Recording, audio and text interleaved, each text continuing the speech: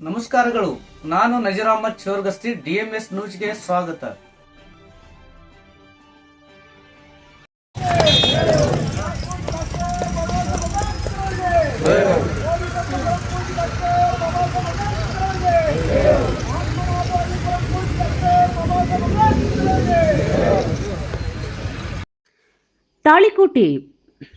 ತಾಳಿಕೋಟೆ ಪಟ್ಟಣದ ಅಂಬೇಡ್ಕರ್ ಸರ್ಕಲ್ನಲ್ಲಿ ಭಾರತ ರತ್ನ ಸಂವಿಧಾನ ಶಿಲ್ಪಿ ಬೋಧಿಸತ್ವ ಪರಮ ಪೂಜ್ಯ ಡಾಕ್ಟರ್ BR ಅಂಬೇಡ್ಕರ್ ಅವರ ಮೂರ್ತಿಗೆ ಪುಷ್ಪ ನಮನ ಸಲ್ಲಿಸುವ ಮೂಲಕ ಗೌರವ ಪೂರ್ವಕವಾಗಿ ಡಾಕ್ಟರ್ ಬಾಬಾ ಸಾಹೇಬ್ ಅಂಬೇಡ್ಕರ್ ಅವರ 135ನೇ ಜಯಂತಿಯನ್ನ ಭಕ್ತಿ ಭಾವದಿಂದ ಹಾಗೂ ಅತ್ಯಂತ ಸಡಗರ ಸಂಭ್ರಮದಿಂದ ಆಚರಿಸಲಾಯಿತು.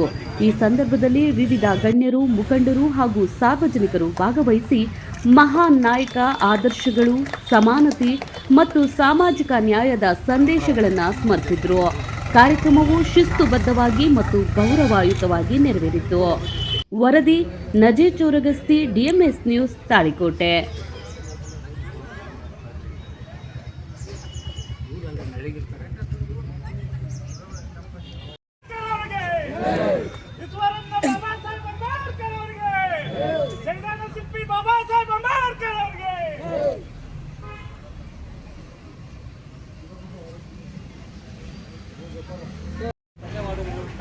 ಈಗ ಧ್ವಜಾರೋಹಣ ಕಾರ್ಯಕ್ರಮ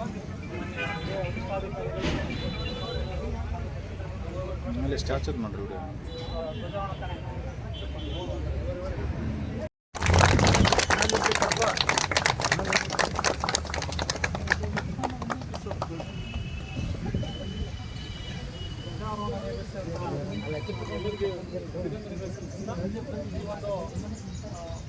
ಬಾಬಾಜಿಯವರ ಭಾವಚಿತ್ರಕ್ಕೆ ಪೂಜೆಯನ್ನು ಬೌದ್ಧ ಧರ್ಮದ ವಿಧಿವಿಧಾನಗಳ ಮೂಲಕ ನೆರವೇರಿಸಿಕೊಡಬೇಕಾಗಿ ಮಹೇಶ್ ಅನ್ನೋರಿಗೆ ಹಾಗೂ ಜಯಮೂರ್ತಿಯವರಿಗೆ ಹಾಗೂ ಬಸವರಾಜ ವೆಂಕಟೇಶ್ವರ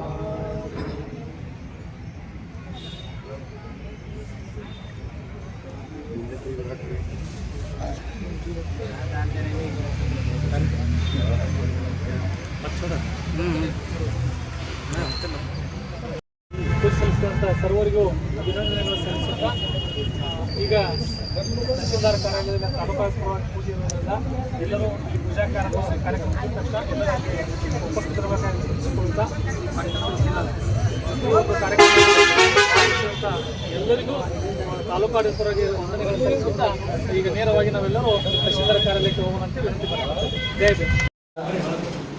ಜನ್ಮದಿನಾಚರಣೆಯನ್ನು ತಾಲೂಕಾ ಆಡಳಿತವಾಗಿ ಹಮ್ಮಿಕೊಳ್ಳಲಾಗಿದೆ.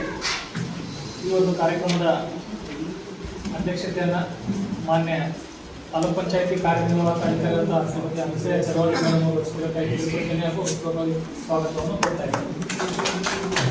ಅದೇ ರೀತಿಯಾಗಿ ಅತಿಥಿ ಸ್ಥಾನವನ್ನು ಶ್ರೀಮತಿ ಜ್ಯೋತಿ ಕೋರ್ಟ್ KS ಆರ್ಗಳನ್ನು ವಹಿಸಬೇಕಾಗಿ ತಿಳ್ಕೊತೇನೆ ಸ್ವಾಗತವನ್ನು ಕೊಡ್ತಾ ಇದ್ದೇನೆ. ಅದೇ ರೀತಿಯಾಗಿ ಶ್ರೀ ಅಭಿಧರ್ಮ ಕ್ಷೇತ್ರ ಸಂಗ್ರಾಮಿಗಳು ಸೇರಿ ಅತಿಥಿ ಸ್ಥಾನವನ್ನು ಕೇಳ್ಕೊಳ್ತಾರೆ ಸ್ವಾಗತವನ್ನು ಕೊಡ್ತಾ ಇದ್ದೇವೆ. ಇದೇ ರೀತಿಯಾಗಿ ಪುರಸಭೆ ಮುಖ್ಯಾಧಿಕಾರಿಗಳು ಸಹಿತ ಒಂದು ಅತಿಥಿ ಸ್ಥಾನವನ್ನು ಸ್ವಾಗತವನ್ನು ಕೊಡ್ತಾ ಇದ್ದೇವೆ. ಅದೇ ರೀತಿ ಈ ಒಂದು ಕಾರ್ಯಕ್ರಮದ ಘನ ಅತಿಥಿ ಸ್ಥಾನವನ್ನು ಸಮಾಜದ ಹಿರಿಯರು ಗಣ್ಯರಾದಂಥ ಶ್ರೀ ಕಟಿಮನಿ ಪೊಲೀಸ್ ವರಿಷ್ಠಾಧಿಕಾರಿಗಳು ಸಹಿತ ವಹಿಸಿಕೊಳ್ಳಬೇಕಾಗಿ ಕೇಳ್ಕೊಳ್ತಾರೆ ಸ್ವಾಗತವನ್ನು ಕೊಡ್ತಾ ಇದ್ದೇವೆ. ಅದೇ ರೀತಿಯಾಗಿ ಮುತ್ತಪ್ಪನ ಚಂದ್ರಾಪುರವನ್ನು ಸಹ ಹೃತ್ಪೂರ್ವಕವಾಗಿ ಸ್ವಾಗತವನ್ನು ಕೊಡ್ತಾ ಇದ್ದೇವೆ. ಅದೇ ರೀತಿಯಾಗಿ ಹನುಮಂತ ಕೊಡಗಾನವರು ಇವರನ್ನು ಸಹಿತ ಹೃತ್ಪೂರ್ವಕವಾಗಿ ಸ್ವಾಗತವನ್ನು ಕೊಡ್ತಾ ಇದ್ದೇವೆ. ಅದೇ ರೀತಿಯಾಗಿ ಪುರಸಭೆಯ ಅಧ್ಯಕ್ಷರಾದಂಥ ಜಮಾದಾರ್ ಇವರನ್ನು ಸಹಿತ ಹೃತ್ಪೂರ್ವಕವಾಗಿ ಸ್ವಾಗತವನ್ನು ಕೊಡ್ತಾ ಇದ್ದೇವೆ. ಅದೇ ರೀತಿಯಾಗಿ ಕೃಷಿ ಇಲಾಖೆ ಅಧಿಕಾರಿಗಳು, ವಿವಿಧ ತಾಳಿಕೋಟೆ ಎಲ್ಲ ಇಲಾಖಾ ಮುಖ್ಯಾಧಿಕಾರಿಗಳು ಸಹಿತ ಹೃತ್ಪೂರ್ವಕವಾಗಿ ಸ್ವಾಗತವನ್ನು ಕೊಡ್ತಾ ಇದ್ದೇನೆ. ಅದೇ ರೀತಿಯಾಗಿ ಟ್ರೈನರ್ ನಾಗೇಶ್ ಕಟ್ಟಿಮನಿ ಅವರಿಗೆ, ಸಮಾಜದ ಮುಖಂಡರಿಗೆ, ಜಯಪುರ ಮುತ್ತಿಗೆ ಅವರಿಗೆ ಹಾಗೂ ಎಲ್ಲ ಪತ್ರಕರ್ತ ಮಿತ್ರರಿಗೂ ಸಹಿತ ಈ ಒಂದು ಕಾರ್ಯಕ್ರಮಕ್ಕೆ ಇಲಾಖೆ ಪರವಾಗಿ ಹೃತ್ಪೂರ್ವಕವಾಗಿ ಸ್ವಾಗತವನ್ನು ಕೊಡ್ತಾ ಇದ್ದೇನೆ. ಈಗಾಗಲೇ ಮೂರ್ತಿಗೆ ಪೂಜೆ ಸಲ್ಲಿಸಿ ಇಲ್ಲಿ ಆಗಮಿಸುತ್ತಿದ್ದೇವೆ. ಇಲ್ಲಿಯೂ ಸಹಿತ ಬಾಬಾಜಿಯವರ ಭಾವಚಿತ್ರಕ್ಕೆ ಪೂಜೆ ಸಲ್ಲಿಸಬೇಕಾಗಿ ಕೇಳ್ಕೊಳ್ತಾ ಇದ್ದೇನೆ.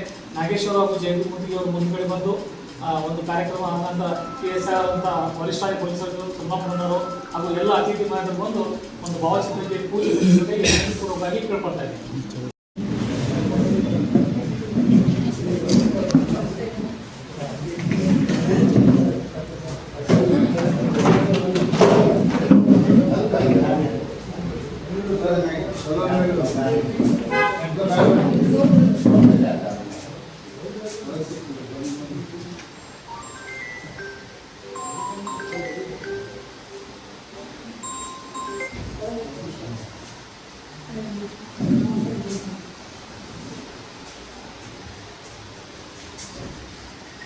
ಡಾಕ್ಟರ್ ಬಾಬಾ ಸಾಹೇಬ್ ಅಂಬೇಡ್ಕರ್ ಅವರಿಗೆ, ಡಾಕ್ಟರ್ ಬಾಬಾ ಸಾಹೇಬ್ ಅಂಬೇಡ್ಕರ್ ಅವರಿಗೆ, ಡಾಕ್ಟರ್ ಬಾಬಾ ಸಾಹೇಬ್ ಅಂಬೇಡ್ಕರ್ ಅವರಿಗೆ, ಬೋಧಿಸತ್ವ ಡಾಕ್ಟರ್ ಬಾಬಾ ಸಾಹೇಬ್ ಅಂಬೇಡ್ಕರ್ ಅವರಿಗೆ, ಮಹಾನ್ ಮಾನವವಾದಿ ಡಾಕ್ಟರ್ ಬಾಬಾ ಸಾಹೇಬ್ ಅಂಬೇಡ್ಕರ್ ಅವರಿಗೆ.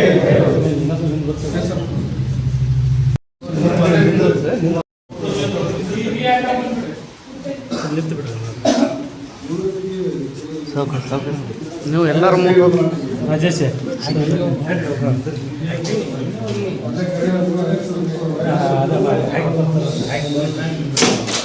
ಸ್ವಲ್ಪ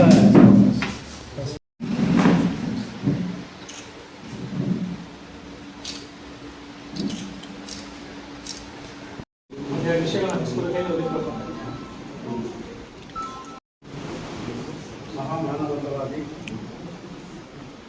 ಅಂಧಕಾರದಲ್ಲಿರ್ತಕ್ಕಂಥ ಜನಸಮೂಹವನ್ನು ಬೆಳಕಿನಲ್ಲಿ ಬಂದಿರತಕ್ಕಂಥ ಡಾಕ್ಟರ್ BR ಅಂಬೇಡ್ಕರ್ ಅವರ 135ನೆಯ ಜಯಂತ್ಯೋತ್ಸವದ ಶುಭಾಶಯಗಳನ್ನು ಈ ಸಮಾರಂಭದ ನೇತೃತ್ವವನ್ನು ವಹಿಸಿರ್ತಕ್ಕಂಥ ತಾಲೂಕ್ ಪಂಚಾಯಿತಿಯ ಮುಖ್ಯಾಧಿಕಾರಿಯಾಗಿರ್ತಕ್ಕಂಥ ಕಾರ್ಯನಿರ್ವಹಣಾಧಿಕಾರಿ ಅಧಿಕಾರಿಗಳಿರ್ತಕ್ಕಂಥ ತಾಳಿಕೋಟೆ ಸ್ಟೇಷನದ ASI ಮೇಡಮ್ ಆಗಿರ್ತಕ್ಕಂಥ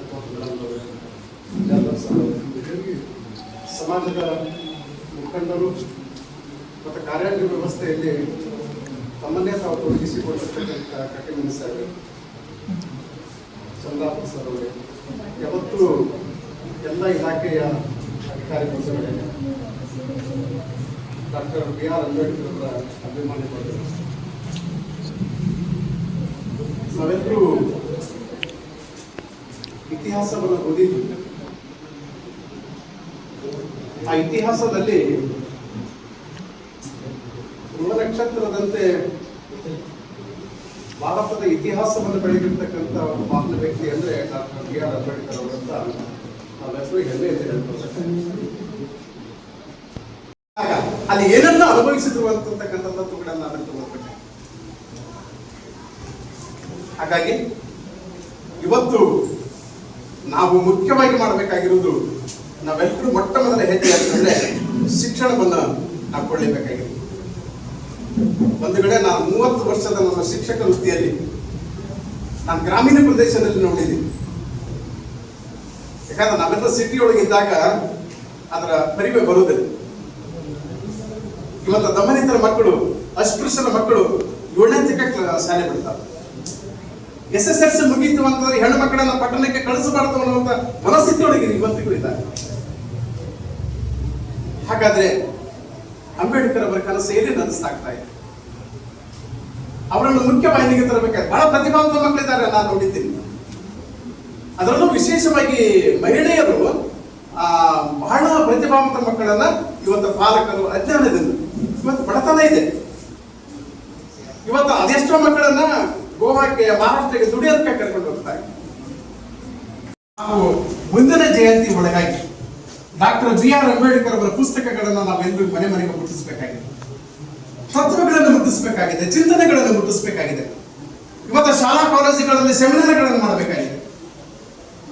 ಆ ಸೆಮಿನಾರ್ಗಳನ್ನು ಮಾಡುವುದರ ಮೂಲಕ ಡಾಕ್ಟರ್ BR ಅಂಬೇಡ್ಕರ್ ನಡೆದ ಹಾದಿಯನ್ನು ನಾವು ತಿಳಿಸಿದಾಗ ಮಾತ್ರ ಒಂದು ಸುಭದ್ರವಾಗಿರ್ತಕ್ಕಂಥ ಸರ್ಕಾರವನ್ನ, ಒಂದು ಸುಭದ್ರವಾಗಿರ್ತಕ್ಕಂಥ ದೇಶವನ್ನ, ಒಂದು ಸುಭದ್ರವಾಗಿರ್ತಕ್ಕಂಥ ಸಮಾಜವನ್ನ ನಿರ್ಮಾಣ ಮಾಡೋದಕ್ಕೆ ಸಾಧ್ಯತೆ ಆಗ್ತಾ ಇದೆ.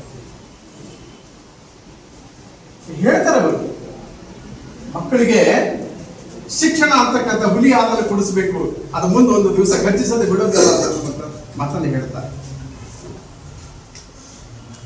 5ನೇ ತರಗತಿ ಎಂದು ಡಾಕ್ಟರ್ BR ಅಂಬೇಡ್ಕರ್ ಅಂದ್ರೆ ಎಷ್ಟೊಂದು ನೋವಿತ್ತು. ಒಬ್ಬ ಇಂಗ್ಲಿಷ್ ಅಧಿಕಾರಿ ಬಂದಿದ್ದರು. ಇಂಗ್ಲಿಷ್ ಅಧಿಕಾರಿ ಬಂದು ಆ 5ನೇ ತರಗತಿ ಮಕ್ಕಳಿಗೆ ಪ್ರಶ್ನೆಯನ್ನು ಕೇಳ್ತಾರೆ. ಏನು ಪ್ರಶ್ನೆ ಅಂದ್ರೆ ಸರಳವಾಗಿರ್ತಕ್ಕಂಥ ಪ್ರಶ್ನೆ. ಮಕ್ಕಳೇ, ಎಲ್ಲರೂ ಹತ್ತಿರದಿಂದ ನೋಡಬಹುದು, ಆದ್ರೆ ಇದನ್ನು ಮುಟ್ಟಕ್ಕಾಗೋದಿಲ್ಲ ಯಾವುದು ಅಂತ ಕೇಳ್ತಾರೆ ಇಂಗ್ಲಿಷ್ ಅಧಿಕಾರಿ. ಅವ್ರು ಕೇಳುವ ದೂರದೃಷ್ಟಿ ಬೇರೆ ಇತ್ತು. ಎಲ್ಲ ಮಕ್ಕಳು ಎದ್ದು ನಿಂತು ಹೇಳಿದ್ರು ಸೂರ್ಯ ಸೂರ್ಯ ಸೂರ್ಯ ಅಂತ ಹೇಳಿದ್ರು. ಆದ್ರೆ ಭೀಮರಾವ್ ಹೇಳ್ತಾನೆ, 5ನೇ ತರಗತಿಯಲ್ಲಿರ್ತಕ್ಕಂಥ ಮಗು, ಸರ್ ಸೂರ್ಯ ಅಲ್ಲ, ನನ್ನ ಎದುರಿಗೆ ಗಡಿಗೆ ಇದೆ, ನೀರಿನ ಗಡಿಗೆ ಇದೆ, ನಾನು ನೋಡ್ತೀನಿ, ಆದ್ರೆ ಮುಟ್ಟಕ್ಕಾಗೋದಿಲ್ಲ ಅಂತ ಮಾತನ್ನ ಭೀಮರಾವ್ ಅವರು ಹೇಳ್ತಾರೆ. 6ನೇ ತರಗತಿಗೆ ಬೇರೆ ಶಾಲೆಯನ್ನು ಹೋಗ್ಬೇಕಾಗ್ತದೆ. ಎಲ್ಲ ಮಕ್ಕಳು ಇಟ್ಟರು ಬಂತೆ ಬುತ್ತಿ ಡಬ್ಬಿಯನ್ನು ನೀಡ್ತಾನೆ. ಬಿರುಗಾಳಿಯಂತೆ ಎಲ್ಲ ಮಕ್ಕಳು ಬಂದು ಬುತ್ತಿ ಡಬ್ಬಿಯನ್ನು ತೆಗೆದುಕೊಂಡು ಇವನು ಏಕಾಂಗಿಯಾಗಿ ಬಿಟ್ಟು ಹೋಗ್ತಾರೆ. ಆದ್ರೆ ಎಂದೆಂದಿಗೂ ಮನಸ್ಸನ್ನು ಕದದಿಲ್ಲ.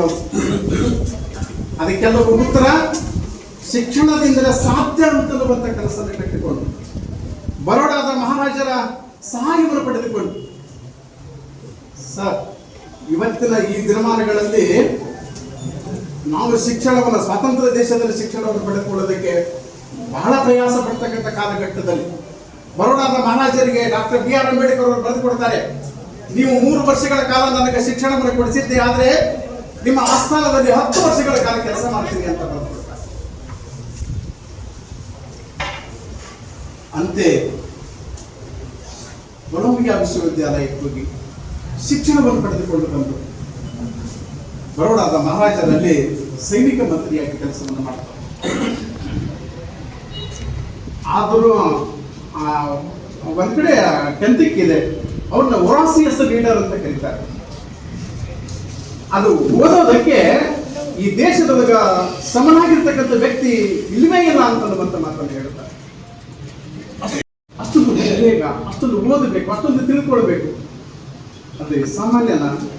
ಇವತ್ತು ಒಂದು SSLC ಮುಗಿಸಿ, PUC ಮುಗಿಸಿ, ಡಿಗ್ರಿ ಮುಗಿಸಿ ಇವತ್ತು ಉದ್ಯೋಗಕ್ಕಾಗಿ ಹಾತೊರೆಯತಕ್ಕಂಥ ಕಾಲದಲ್ಲಿ 32 ಡಿಗ್ರಿಗಳನ್ನು ಪಡೆದುಕೊಂಡು, ಅನೇಕ ಡಾಕ್ಟರೇಟ್ ಪದವಿಗಳನ್ನು ಪಡೆದುಕೊಂಡು, ಈ ದೇಶದ ಭಾರತ ರತ್ನ ಅಂತಕ್ಕಂಥ ಪದವಿಯನ್ನು ಪಡೆದುಕೊಂಡು, ಕೊಲಂಬಿಯಾ ವಿಶ್ವವಿದ್ಯಾಲಯದಿಂದ ಪದವಿಯನ್ನು ಪಡೆದುಕೊಂಡು, ಉಸ್ಮಾನಿಯಾ ವಿಶ್ವವಿದ್ಯಾಲಯದಿಂದ ಡಾಕ್ಟರೇಟ್ ಪದವಿಗಳನ್ನು ಪಡೆದುಕೊಂಡು ಇವತ್ತು ಈ ದೇಶವನ್ನ, ಈ ಜನಾಂಗವನ್ನ ಮುಂತರಬೇಕು ಅನ್ನುವಂಥ ಕನಸನ್ನು ಕಟ್ಟಿದ್ದಾನೆ. ಆ ಕನಸುಗಳಿಗೆ ಸಾಕಾರ ಆಗಬೇಕು ಅಂತಂದ್ರೆ ನಾವೆಲ್ಲರೂ ಚಿಂತನ ಮಂಥನಗಳನ್ನು ಮಾಡಬೇಕಾಗಿದೆ. ಅವರು ಕಂಡ ಕನಸುಗಳಿಗೆ, ಅವರು ಬರೆದ ಪುಸ್ತಕಗಳನ್ನ ನಮ್ಮೆಲ್ಲ ಯುವಜನತೆಗೆ ಮುಟ್ಟಿಸಿದಾಗ ಮಾತ್ರ ಅವರ ಬದುಕು ಸಾರ್ಥಕತೆಯನ್ನು ಬಂತದ. ಅವರಿಗೆ ನಿಜವಾಗಲೂ ನಾವು ಸಲ್ಲಿಸ್ತಕ್ಕಂಥ ಸ್ಮರಣೆ ಅಂತನ್ನುವಂತ ಮಾತನ್ನ ಹೇಳ್ತಾ ಈ ಸಂದರ್ಭದಲ್ಲಿ ನನಗೆ ಅವಕಾಶ ಕೊಟ್ಟಿರ್ತಕ್ಕಂಥ, ಶಿಕ್ಷಣವೆಂಬುದು ಹುಲಿಯ ಹಾಲಿದ್ದಂತೆ, ಶಿಕ್ಷಣವೆಂಬುದು ಹುಲಿಯ ಹಾಲಿದ್ದಂತೆ, ಅದನ್ನ ಕುಡಿದವರು ಗರ್ಜಿಸಲೇಬೇಕು ಅನ್ನೋ ಮಾತನ್ನ ಹೇಳಿರ್ತಕ್ಕಂಥ ಪ್ರಪಂಚದ ಅತ್ಯಂತ ಬುದ್ಧಿವಂತ ವ್ಯಕ್ತಿ, ಮಹಾನ್ ಮಾನವತಾವಾದಿ, ವಿಶ್ವರತ್ನ ಬೋಧಿಸತ್ವ, ಭಾರತ ರತ್ನ, ಸಂವಿಧಾನ ಶಿಲ್ಪಿ, ಪರಮಪೂಜ್ಯ ಡಾಕ್ಟರ್ ಬಾಬಾ ಸಾಹೇಬ್ ಅಂಬೇಡ್ಕರ್ ಅವರ ಪಾದಗಳಿಗೆ ನಾನು ಹಣೆಯನ್ನು ಮಾಡಿದ್ದು, ಡಾಕ್ಟರ್ ಬಾಬಾ ಸಾಹೇಬ್ ಅಂಬೇಡ್ಕರ್ ಅವರ 135ನೇ ಜಯಂತಿಯ ಈ ಕಾರ್ಯಕ್ರಮದಲ್ಲಿ ನನ್ನ ಅಧ್ಯಕ್ಷತೆಯನ್ನು ವಹಿಸಿಕೊಂಡಿರ್ತಕ್ಕಂತಹ ತಾಲೂಕು ಪಂಚಾಯತಿ ಅಧಿಕಾರಿಗಳಾಗಿರ್ತಕ್ಕಂತಹ ನಸುವೆ ಮೇಡಮ್ ಅವರೇ, ತಾಳಿಕೋಟೆ ಪೊಲೀಸ್ ಠಾಣೆಯ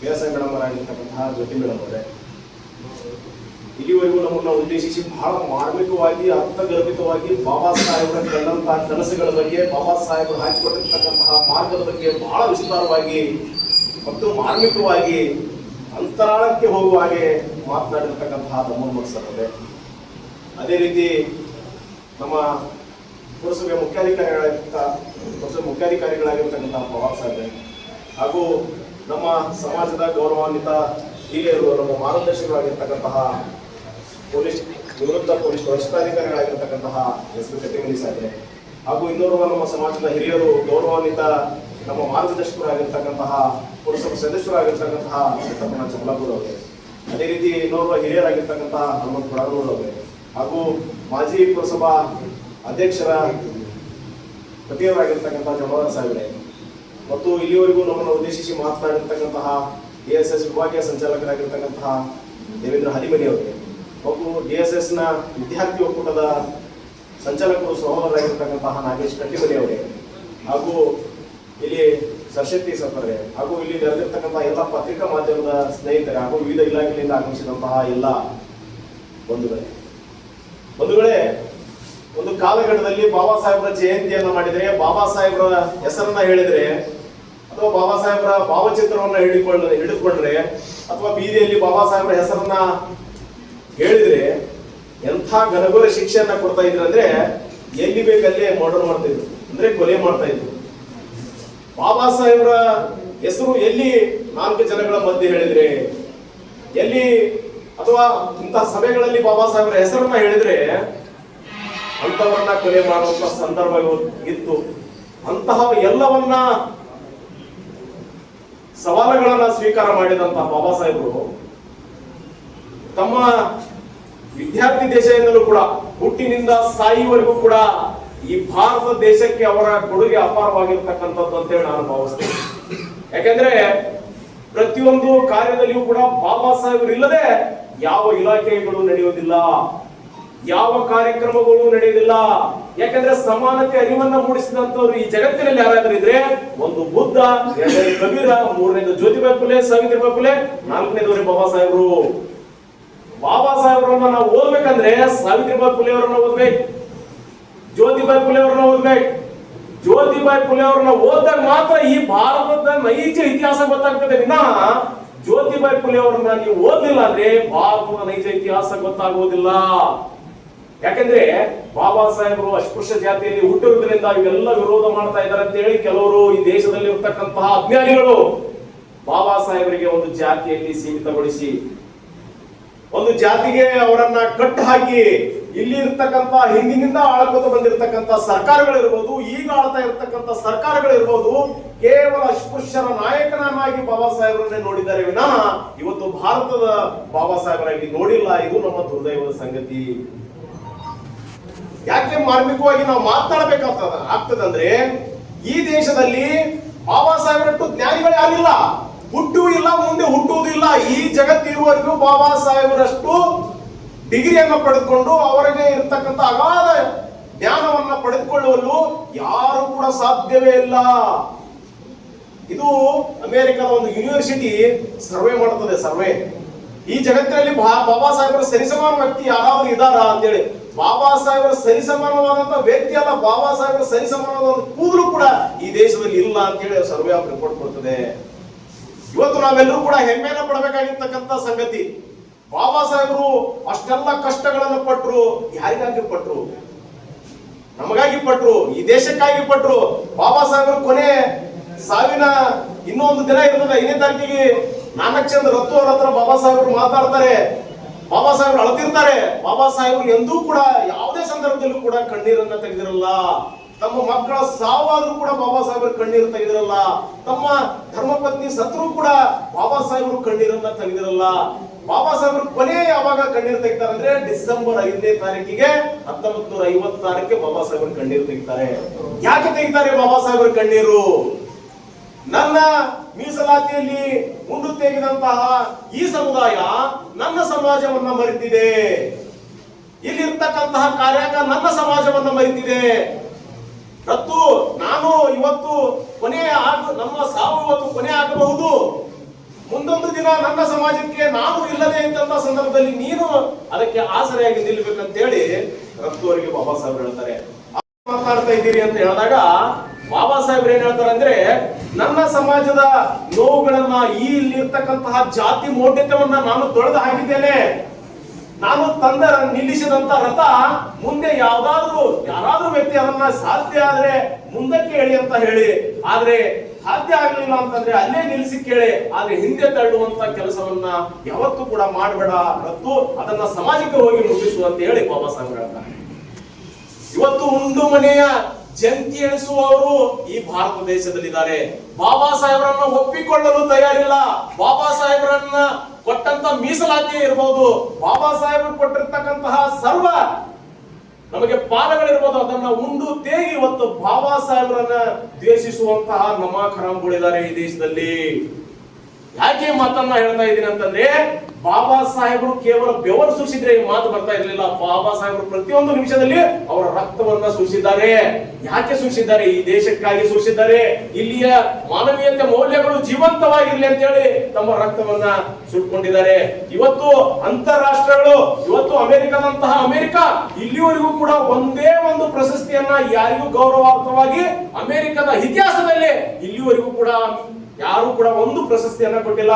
ಅದೇ ಮೊಟ್ಟ ಮೊದಲ ಬಾರಿಗೆ 2026ಕ್ಕೆ ಈ ದಿನ ಅಂದ್ರೆ ಏಪ್ರಿಲ್ 14 ದಿನ ಅಮೆರಿಕದ ಒಂದು SAFP ಅಂತ ಹೇಳಿ ಒಂದು ಸಂಸ್ಥೆ, ಬಹಳ ಅಗಾಧವಾದಂತಹ ಸಂಸ್ಥೆ, ಇವತ್ತು ಬಾಬಾ ಸಾಹೇಬ್ ಅಂಬೇಡ್ಕರ್ ಅವರ ಹೆಸರಿನಲ್ಲಿ ಅಮೆರಿಕದಲ್ಲಿ ಪ್ರಶಸ್ತಿ ಘೋಷಿಸ್ತಾ ಇದೆ. ಆದ್ರೆ ಇವತ್ತು ಮೌಢ್ಯ ತುಂಬಿರ್ತಕ್ಕಂತ ಭಾರತದಲ್ಲಿ ಬಾಬಾ ಸಾಹೇಬರನ್ನ ಒಂದು ಜಾತಿಗೆ ಸೀಮಿತ ಮಾಡಿ, ಒಂದು ವರ್ಗಕ್ಕೆ ಸೀಮಿತ ಮಾಡಿ, ಇಲ್ಲಿವರೆಗೂ ನಮ್ಮನ್ನ ತುಳಿದುಕೊಂಡು ಮತ್ತು ಇಲ್ಲಿ ಮುಂದೂ ಕೂಡ ತುಳಿದುಕೊಂಡು ಹೋಗ್ತಾ ಇದಾರಲ್ಲ, ಅವರಲ್ಲಿರತಕ್ಕಂತಹ ಅಜ್ಞಾನವನ್ನ ಮೆಟ್ಟಿ ನಿಲ್ಲ ಅಂತ ಹೇಳಿ ನಮ್ಮೂರು ಮಠ ಸರ್ ಅವರು ಮಾರ್ಮಿಕವಾಗಿ ಹೇಳಿದ್ರು. ಅದನ್ನ ನಾವು ಅರ್ಥ ಮಾಡ್ಕೊಳ್ಬೇಕು. ಯಾಕೆ ಅವರು ಮಾರ್ಮಿಕವಾಗಿ ಮಾತಾಡಿದ್ರು? ಬಾಬಾ ಸಾಹೇಬರನ್ನ ಅರ್ಥ ಮಾಡ್ಕೊಳ್ಬೇಕಂದ್ರೆ ಮೊದಲು ಜ್ಯೋತಿಬಾಯಿ ಫುಲೆ ಅವರನ್ನ ಓದಲೇಬೇಕು, ನಂತರ ಸಾವಿತ್ರಿಬಾಯಿ ಫುಲೆ ಅವರು ಸಿಗ್ತಾರೆ, ಫಾತಿಮಾ ಶೇಖ್ ಅವರು ಸಿಗ್ತಾರೆ, ನಂತರ ಬಾಬಾ ಸಾಹೇಬರನ್ನ ಓದಿ ಖಂಡಿತವಾಗ್ಲೂ ಕೂಡ ಈ ದೇಶದಲ್ಲಿ ಬದಲಾವಣೆಯನ್ನ ಪ್ರತಿಯೊಬ್ಬರು ನಾವು ತರಲಿಕ್ಕೆ ಸಾಧ್ಯ ಇದೆ ಅನ್ನೋ ಮಾತನ್ನು ಬಹಳ ಸ್ಪಷ್ಟವಾಗಿ ಹೇಳ್ತಾ ಇದ್ದೀನಿ. ಬಿಜಾಪುರ ಜಿಲ್ಲೆಗೆ ಬಂದಿರ್ತಾರೆ ಸರ್, ಬಿಜಾಪುರ ಜಿಲ್ಲೆಗೆ ಬಂದು ಒಂದು ವಾದವನ್ನ ಮಾಡ್ಲಿಕ್ಕೆ ಬಂದಿರ್ತಾರೆ. ಆ ಪಾವನ ಭೂಮಿ ಇವತ್ತು ಹೇಗಾಗಿದೆ ಅಂದ್ರೆ, ಬರ 2 ವರ್ಷದಲ್ಲಿ 5 ದಿನಗಳ ಕಾಲ ಅಂಬೇಡ್ಕರ್ ಹಬ್ಬ ಅಂತ ಹೇಳಿ ಕಾರ್ಯಕ್ರಮ, ಅದ್ದೂರಿ ಕಾರ್ಯಕ್ರಮ ಮಾಡ್ತಾ ಇದ್ರೆ, ಪುಸ್ತಕ ಮೇಳಂತ ಕಾರ್ಯಕ್ರಮಗಳು ನಡೀತಾ ಇವೆ. ಅಂತ ಕಾರ್ಯಕ್ರಮಗಳು ಕೂಡ ಮುಂದಿನ ದಿನಮಾನಗಳಲ್ಲಿ ತಾಲೂಕು ಆಡಳಿತ ಮಂಡಳಿ ವತಿಯಿಂದ ಆಗಿರ್ಬೋದು ಅಥವಾ ಸರ್ವ ಸಮಾಜದವರ ವತಿಯಿಂದ ಆಗಿರ್ಬೋದು ಅಂತ ಕಾರ್ಯಕ್ರಮಗಳನ್ನ ನಾವೆಲ್ಲರೂ ಕೂಡಿ ಮಾಡೋಣ ಅನ್ನೋ ಮಾತನ್ನ ಹೇಳ್ತಾ, ಬಾಬಾ ಸಾಹೇಬ್ರ ಬಗ್ಗೆ ಮಾತನಾಡಲು ಅವಕಾಶ ಮಾಡಿಕೊಟ್ಟಿರ್ತಂತ ತಮ್ಗೆಲ್ಲರಿಗೂ ಕೂಡ ವಂದಿಸಿ ನಾನು ಸಮಯ 1:30 ಗಂಟೆ ಆಗ್ತದ. 1:30 ಗಂಟೆ ಆದಾಗ ಜಡ್ಜ್ ಸಾಹೇಬರು ಬೆಲ್ ಹಾಕ್ತಾರೆ. ಈಗ ವಿಶ್ರಾಂತಿ ಇದೆ, ವಿಶ್ರಾಂತಿ ಹೋಗೋಣ, ನಂತರ ಕೋರ್ಟ್ ಮುಂದುವರಿಕೆ ಅನ್ನೋ ಮಾತನ್ನು ಹೇಳುವ ಸಂದರ್ಭದಲ್ಲಿ ಒಬ್ಬರು ವಕೀಲರು ಆ ಅವತ್ತು ನಡೆದಂತ ವಿಷಯವನ್ನು ಸವಿಸ್ತರವಾಗಿ ಒಂದು ವ್ಯವಸ್ಥಿತವಾಗಿ ಏನ್ ಮಾಡ್ತಾರಪ್ಪ ಅಂತಂದ್ರೆ ವಾದ ಮಾಡಿಸ್ತಾ ಇದ್ದಾರೆ ವಕೀಲರು. ಆಗ ಒಬ್ಬ ವ್ಯಕ್ತಿ, ವಕೀಲರು ವಾದ ಮಾಡೋದ್ನಾಗ ಒಬ್ಬ ವ್ಯಕ್ತಿ ಬಂದು ಒಂದು ಚೀಟಿ ಕೊಡ್ತಾರೆ. ಆ ಚೀಟಿ ಕೊಟ್ಟಾಗ ಜಡ್ಜ್ ನೋಡ್ತಾರೆ, ಅವ್ರು ಹಂಗ ಆ ಚೀಟಿ ಮೇಲೆ ಕಣ್ಣು ಆಡಿಸುತ್ತಾ ವಾದ ಹಂಗೆ ಮಾಡಿಬಿಡ್ತಾರೆ. ಏನು ವಿಶೇಷತೆ ಅಂತ ಜಡ್ಜ್ ಅಂದಾಗ ಆಲೋಚನೆ ಮಾಡಿ ಜಡ್ಜ್ ಅವರು ಊಟಕ್ಕೆ ಹೋಗಿ ವಿಶ್ರಾಂತಿ ಪಡೆಯುವಾಗ ನೆನಪಿಸ್ಕೋತಾರ.